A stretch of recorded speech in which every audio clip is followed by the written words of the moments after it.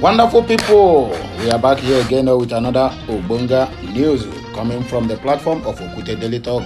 We don't have much time to waste, so we are heading straight to the reason why we are here this morning. Happy Sunday and happy 13th day in the month of October in the year of 2024. Hey, Ojumishi, I told you to see at our own. I beg make on a no verse, eh? We don't have much time to waste to the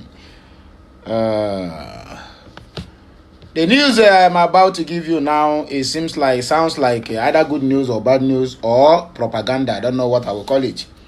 But I can tell you with everything in me, I mean the truth and nothing but the truth in me, that the reason why all the judges now handling NNAMDI KANU's case are running from it. Look at the reason. Number one, they said, this one is not hearsay, Binta Nyako made it clear and open in the court that she is hearing strange voices. Each time NNAMDI KANU's case is coming up for her to spearhead over the issue at the High Court, she keep hearing strange voices. Where are those strange voices, my dear? Those are the voice of the innocents. The voice of our innocent young men and women that are being killed by the Nigerian government on the course of this Biafran struggle. The voice of the voiceless. The voice that she was hearing is the voice of over 4 million Biafran children and women that have been killed by starvation during the genocidal war against the Biafran government by the Nigerian government and the UK. The voices that she is hearing is the voice of justice to the NNAMDI KANU and other Biafrans that are being kept in their custody for nothing's sake. The other day we had a story that the so-called 5 escaped, then 13, that 18th repentant Boko Haram, they initiated them into the military. They said those people are helping the military to capture Boko Harams. But since then, we haven't had anybody they captured. Rather, we keep on hearing they have surrendered to the troops. Thinking that all Nigerians are fools. Or maybe, if Nigerians are fools, they think that all Biafrans are also fools like them, because they are zoo. So whatever they are doing, their thinking is always like zoo, or like animals in the zoo. You cannot tell me that you said they are, every time we keep hearing they surrender, every time we keep hearing they rescue, but there's no anybody that have been captured and said, look at the one who kidnapped these people and who kidnapped those people, or who are collected social ransom and who are not collected social ransom. Back to the business of the day. 2 judges have recused themselves from NNAMDI KANU's case since 2015. The same reason Binta Nyako is still complaining today is still the same reason they have given. Even as I'm talking to you now, Binta Nyako rejected the case again. Non-minding that NNAMDI KANU is the one that fronted or bring out that idea. But 2 years ago, Sam Amadi on a national TV said what Binta Nyako told him 2 years ago, that NNAMDI KANU's case has no beginning and have no end, that he don't have head. You know, anywhere Nigeria have any reason to prosecute NNAMDI KANU, because the sad charges you are charging him, you said he committed it in London. When they found out that there's no any jurisdiction for that, they will have to scrap the London and then remain other ones. If you say NNAMDI KANU did anything, where does he did it and where is the evidence to prosecute him? There is none. John Soho, I think, that is the head of the judges of High Court, assigned the case back to Injustice Binta Nyako. The woman say, I am tired of hearing strange voices. Please, can you people assign this case to another person? They have nothing against NNAMDI KANU or to hold him down. But because of where he came from, and because there are some political saboteurs from Biafra land who keep on giving the so-called zoo the power to keep on holding Mazi Nnamdi Kanu. That is why we are where we are today. Anyway, there's no big deal. Why Nigerian judges are accusing themselves from Nnamdi Kanu's case? Make una listen and listen attentively. We are going to take this news head on, no going back. Please like, share, comment, and make sure you subscribe to my channel for more interesting videos coming your way. The recent development surrounding Mazi Nnamdi Kanu's trial with the federal government of Nigeria has once again raised serious questions and concerns from various quarters over how injustice is administered in Nigerian courts by the Nigerian judiciary as an independent arm of government, particularly in high-profile cases such as that of Mazi Nnamdi Kanu versus Fulani government of Nigeria. Following the recusal of Injustice Binta Nyako from Mazi Nnamdi Kanu's case on September 24 of 2024, the Chief Judge of the Federation, Justice John Soho, have rejected her recusal and reassigned the case back to Justice Binta Nyako. These developments have further exposed the level of reluctancy and compromise from Nigerian judges over handling sensitive, high-profile cases. It appears that the Nigerian judges are signaling the interest to take charge of this case, even though no reputable judge will want to find themselves trapped in a legal maze that is increasingly multi-part and fraught with political overtones. This twist of plot underscores how decayed the judiciary system in Nigeria is at this moment. But I know the reason why Binta Nyako recused herself. Not only is she hearing strange voices, but also there is a gun on that woman's head because her husband and her son is being held by EFCC, telling her to do otherwise. And if she dares do what the government want, her reputation internationally is damaged. What I mean internationally, not only, even both in African countries, her reputation is damaged forever. But that gun will keep on pointing on her head.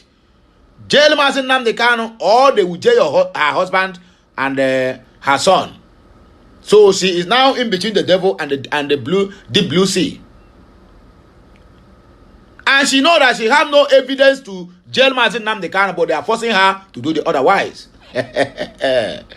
More so, as the saying goes, a wise man avoids danger, a fool puts himself in need. Nigeria happens to be the fool at this moment.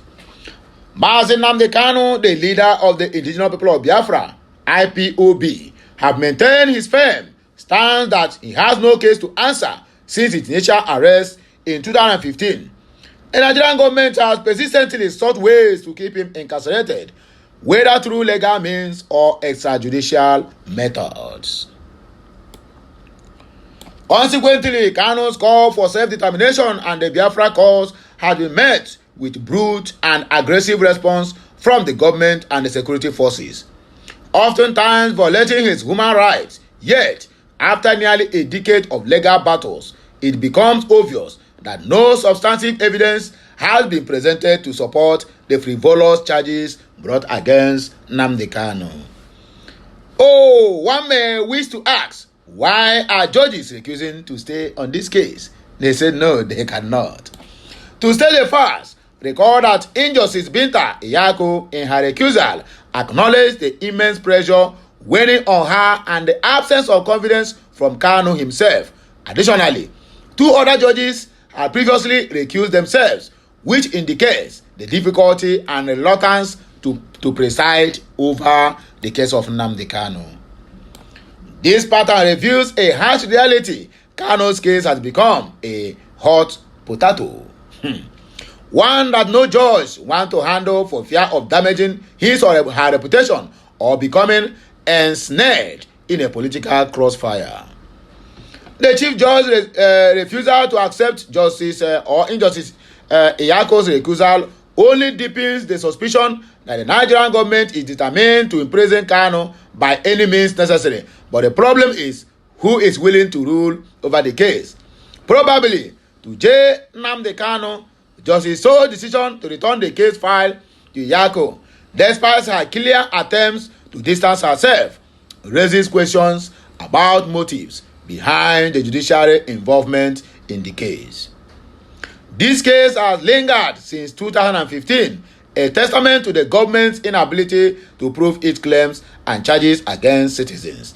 Mazi NNAMDI KANU, by continuously assigning the case to compromise judges, it has become evident that the government is more focused on finding a way to detain or rather imprison KANU than on delivering true justice before all. According to Soho, that Injustice Binta Nyako is considered the best placed judge to handle and conclude the case, given that it has pended with her the longest. However, even though she is appearing to be battling conflicts of interest, her reluctancy leaves NNAMDI KANU with few options. If KANU still insists on recusing Justice Nyako as Justice so indicated, he will need to file a formal written motion with an affidavit to back up his claims of bias or unfair handling. This development only serves to reinforce the proofs that the Nigerian government is not acting in good faith. They are actually buying time to prolong the trial and yet detain NNAMDI KANU indefinitely. Despite nearly a decade of long adjournments of trial and amendments of charges, nothing substantial has been provided to convict KANU of any wrongdoing.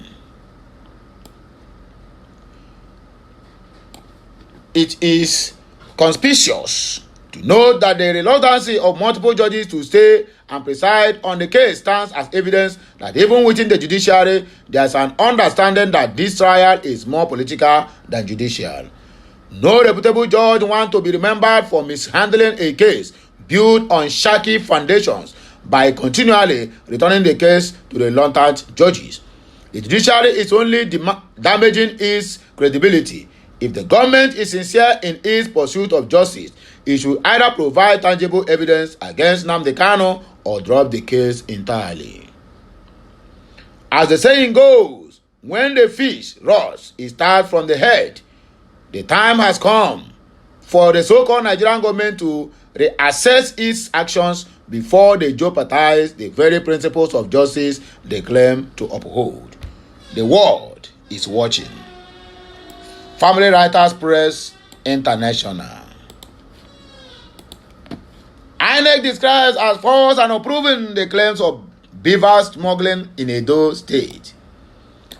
The claims of beavers machine smuggling in Edo have been denied by the Independent National Electoral Commission that are not dependent, which has described them as unfounded, unsupported, and without substance. The All Poverty Congress APC reportedly claimed that PDP members have sneaked voter registration and beavers equipment into INEC's office in Benin in October 10 in a petition submitted to the electoral body, Eyes of Lagos reports. Resident Electoral Commissioner for the state, Dr. Anubum Onoha, however, stated in a statement on Friday in Benin that the commission had concluded its examination into the claims and determined them to be meritless, unfounded, and unsupported. Onoha assured the populace that no political party or outside entity had ever illegally accessed or corrupted voter registration or beavers equipment. He declared that INEC was still totally dedicated to preserving the electoral process's integrity. The panel conducted its investigation with the utmost rigor, skill, and impartiality, acknowledging the gravity of these charges. INEC, the body entrusted with guaranteeing free, fair, and credible elections, will not accept any kind of illegality. He declared the security and integrity of all electoral materials, including beavers, remain fully intact. Honor had declared that INEC will guarantee transparency in the use of the beavers, machines, and obedience to the law in accordance with the recent court ruling. INEC was also prepared to assist in the inspection of election materials. He asked for cooperation from all political parties throughout the inspection procedure. Additionally, the REC counseled political players to refrain from taking any steps that may undermine public trust in the electoral processes and instead concentrate on advancing democratic ideas. He declared that the Commission will never waver in its dedication to impartiality, superior electoral management, and guaranteeing legitimate results in every election. Moving forward, Nigerian Army issues clarification on alleged attack on soldiers in a human Bano. The attention of the A2 Division of the Nigerian Army has been drawn to false reports circulating on certain online media platforms claiming that an attack on troops deployed at the Himen Bano local government secretariat resulted in the deaths of several soldiers and civilians.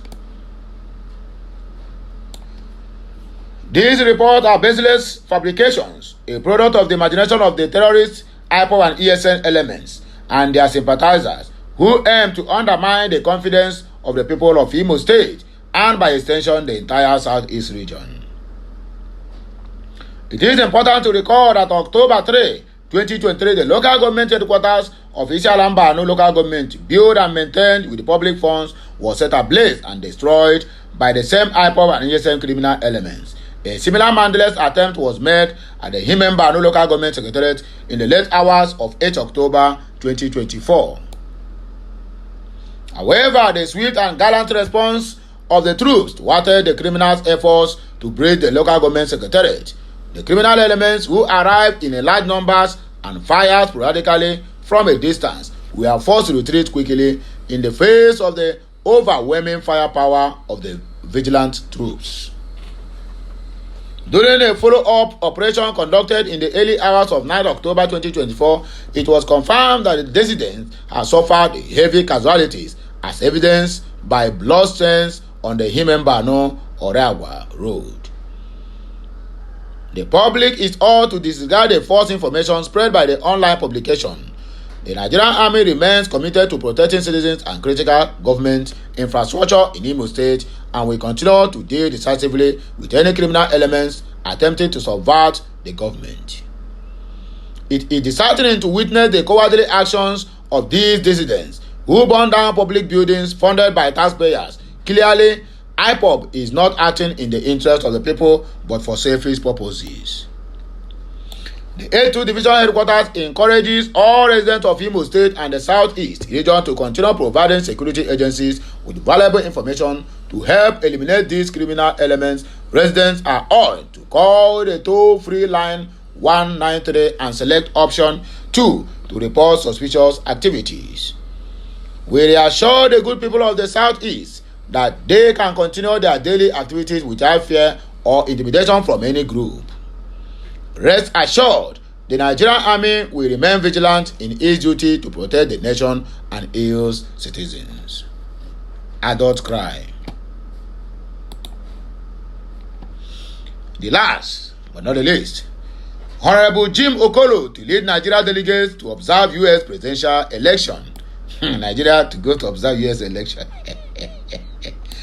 The chairman and CEO, Jimenez Petroleum Resources Limited, Honorable Chief Jim Okolo Chimezie, has received accreditation as Nigerian team lead for the upcoming U.S. presidential selection or election. With this, he is among the selected lead team to lead Nigeria delegates to be part of the international observers in the November 6 high-stake election in which the former president Donald J. Trump is seeking a return, plotting to upset the incumbent Democratic Party government. Already, his Republican Party has had a heated campaign against the Vice President Kamala Harris, who is the candidate of the Democratic Party. Honorable Okolo received his accreditation kits and tag from NGO Nouvelle Perspective under the auspices of the United Nations.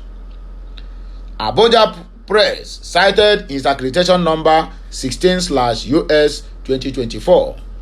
Honorable Okolo has had a high-profile global engagement in recent times, especially with regard to building democratic culture and ensuring the sanctity of the ballot. Not long ago, he also got accreditation as Nigerian team lead of international election observers by the United Nations and Switzerland government. Credibility in the electoral process is one of the areas he is passionate about as an advocate of good governance. He was first appointed as an international election diplomat by the United Nations after an intensive training which took place in the University of Lome, Togo in March. Along with others from within West African sub-region, they were certified and appointed on the mission after the training, which covered general information on electoral observation, legal framework for African Union electoral observation missions, electoral process and security of electoral processes. University of Lome, in partnership with UN and African Union, trained and certified Honorable Jim Okolo and other selected delegates as electoral experts, which gave rise to his appointment as the national coordinator of Nigeria. Late last year, he was appointed and inducted as United Nations Mayor for World Peace at an event in Abuja. Also late last year, the United States Latino America Chamber of Commerce unveiled him as its Nigeria's country representatives. So my good people of Biafra, now here we go take back break you and I go hear our voice again when we come back. Remember, we are still the one and only Okute Daily Talk, where we always speak to you the undiluted truth about everything concerning the Biafran struggle, concerning our moving forward, concerning the 2nd of December 2024 Biafra Declaration, which everybody know it is a sacrosanct and the date must be kept to heart. Anyway, my people, now you go take back break. Happy new week ahead and happy Sunday. May the good Lord continue to bless us all, prosper us, and meet us at every point of our needs. Can I hear a louder amen at the comment section? I'll be right back. Bye for now. Kemesiano.